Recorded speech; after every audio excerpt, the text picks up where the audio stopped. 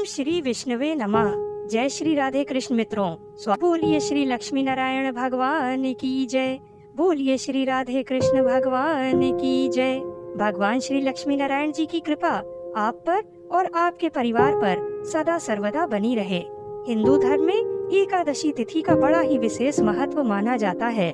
आषाढ़ मास के कृष्ण पक्ष की एकादशी को योगिनी एकादशी का व्रत रखा जाता है। योगिनी का अर्थ होता है जिसने इंद्रियों को वश में कर लिया हो। योगिनी एकादशी का व्रत रहने और इसकी कथा को सुनने से मनुष्य की सभी मनोकामनाएं पूर्ण होती हैं। वर्ष 2023 में योगिनी एकादशी का व्रत 14 जून दिन बुधवार को रखा जाएगा। आज के इस वीडियो में हम आपको योगिनी एकादशी की वही व्रत कथा को सुनाएंगे जो स्वयं भगवान श्री कृष्ण जी ने अर्जुन को सुनाई थी, और कथा सुनाने के बाद योगिनी एकादशी की संपूर्ण पूजा विधि, महत्व, नियम और एकादशी तिथि की संपूर्ण जानकारी देंगे। और साथ ही साथ ये भी बताएंगे कि एकादशी के अगले दिन व्रत का पारण कितने बजे करना शुभ होगा और व्रत क्या खाकर खोलें। तो आइए भगवान श्री लक्ष्मी नारायण जी के चरणों का ध्यान करते हुए योगिनी एकादशी की व्रत कथा को सुनते हैं। व्रत कथा को सुनने से पहले हमारा आप सभी से विनम्र निवेदन है कि आप भी अगर भगवान श्री राधा कृष्ण जी के भक्त हैं तो इस चैनल को सब्सक्राइब अवश्य करें और कमेंट में जय श्री राधे कृष्ण अवश्य लिखें। एक बार अर्जुन ने कहा, हे त्रिलोकीनाथ, मैंने ज्येष्ठ माह के शुक्ल पक्ष की निर्जला एकादशी की कथा सुनी। अब आप कृपा करके आषाढ़ माह के कृष्ण पक्ष की एकादशी की कथा सुनाइए। इस एकादशी का नाम तथा महात्म्य क्या है, सो अब मुझे विस्तार पूर्वक बताइए। तब भगवान श्री कृष्ण जी ने कहा, हे पांडु पुत्र, आषाढ़ माह के कृष्ण पक्ष की एकादशी का नाम योगिनी एकादशी है। इसके व्रत से सभी पाप नष्ट हो जाते हैं। ये व्रत इस लोक में भोग तथा परलोक में मुक्ति देने वाला है। हे अर्जुन, ये एकादशी तीनों लोकों में प्रसिद्ध है। इसके व्रत से सभी पाप नष्ट हो जाते हैं। तुम्हें मैं पुराण में कही हुई कथा सुनाता हूँ, इसका ध्यान पूर्वक श्रवण करो। एक बार भगवान श्री कार्तिकेय जी के पूछने पर स्वयं महादेव जी ने एकादशी की महिमा को बताया था, उसे सुनो। जो कलयुग में एकादशी की रात जागरण करते हुए वैष्णव शास्त्र का पाठ करते हैं, उसके कोटि जन्मों में किए हुए 4 प्रकार के पाप नष्ट हो जाते हैं।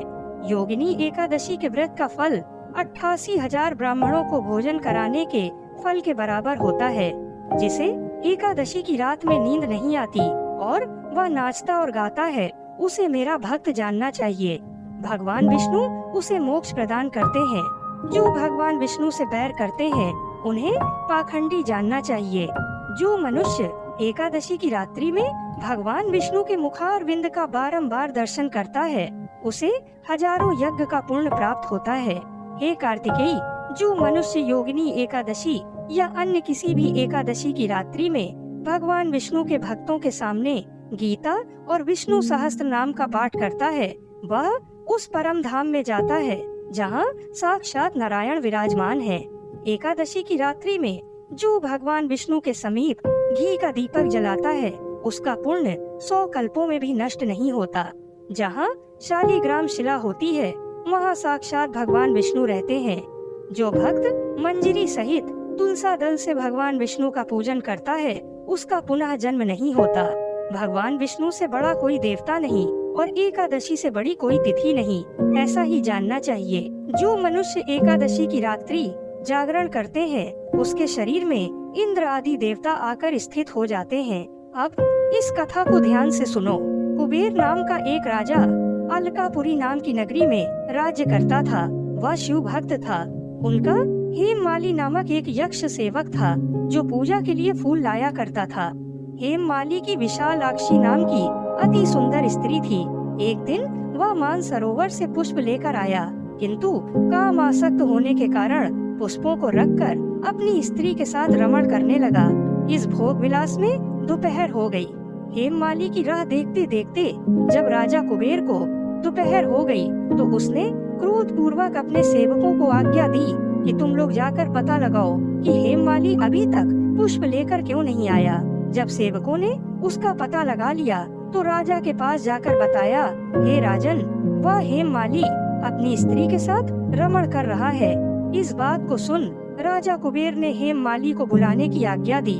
डर से कांपता हुआ हेममाली राजा के सामने उपस्थित हुआ। उसे देखकर कुबेर को अत्यंत क्रोध आया और उसके होठ फड़फड़ाने लगे। राजा ने कहा, अरे अधम, तूने मेरे परम पूजनीय देवों के भी देव भगवान शिव जी का अपमान किया है। मैं तुम्हें श्राप देता हूँ कि तू स्त्री के वियोग में तड़पे और मृत्यु लोक में जाकर कोढ़ी का जीवन व्यतीत करे। कुबेर के श्राप से वह तत्क्षण स्वर्ग से पृथ्वी पर आ गिरा और कोढ़ी हो गया।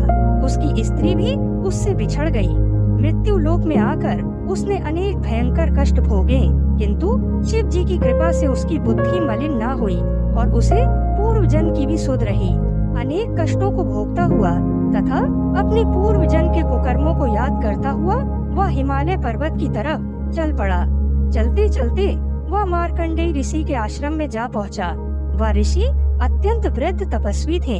वह दूसरे ब्रह्मा के समान प्रतीत हो रहे थे और उनका वह आश्रम ब्रह्मा की सभा के समान शोभा दे रहा था। ऋषि को देखकर हेममाली वहां गया और उन्हें प्रणाम करके उनके चरणों में गिर पड़ा।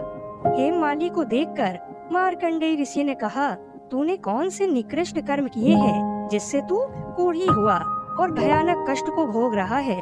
महर्षि की बात सुनकर हेममाली बोला, हे मुनि श्रेष्ठ, मैं राजा कुबेर का अनुचर था। मेरा नाम हेममाली है। मैं प्रतिदिन मानसरोवर के फूल लाकर शिव पूजा के समय कुबेर को दिया करता था। एक दिन पत्नी सहवास के सुख में फंस जाने के कारण मुझे समय का ज्ञान ही नहीं रहा और दोपहर तक पुष्प ना पहुंचा सका। तब उन्होंने मुझे श्राप दिया कि तू अपनी स्त्री का वियोग और मृत्यु लोक में जाकर कोढ़ी बनकर दुख भोग। इस कारण मैं कोढ़ी हो गया तथा पृथ्वी पर आकर भयंकर कष्ट भोग रहा हूँ। अतः कृपा करके आप कोई ऐसा उपाय बताइए जिससे मेरी मुक्ति हो जाए। तब श्री मार्कंडेय ऋषि ने कहा, हे हेममाली, तूने मेरे सम्मुख सत्य वचन कहे हैं, इसलिए मैं तेरे उद्धार के लिए एक व्रत बताता हूँ। यदि तू आषाढ़ माह के कृष्ण पक्ष की योगिनी नामक एकादशी का विधान पूर्वक व्रत करेगा तो तेरे सभी पाप नष्ट हो जाएंगे। महर्षि के वचन सुन हेममाली अति प्रसन्न हुआ और उनके वचनों के अनुसार योगिनी एकादशी का विधान पूर्वक व्रत करने लगा। इस व्रत के प्रभाव से अपने पुराने स्वरूप में आ गया और अपनी स्त्री के साथ सुख पूर्वक रहने लगा। हे अर्जुन, इस व्रत के प्रभाव से सभी पाप नष्ट हो जाते हैं और अंत में मोक्ष प्राप्त करके प्राणी स्वर्ग का अधिकारी बनता है। मनुष्य को कभी भी पूजा आदि धर्म में आलस्य या प्रमाद नहीं करना चाहिए, अपितु मन को संयम में रखकर सदैव भगवान की सेवा में लगे रहना चाहिए।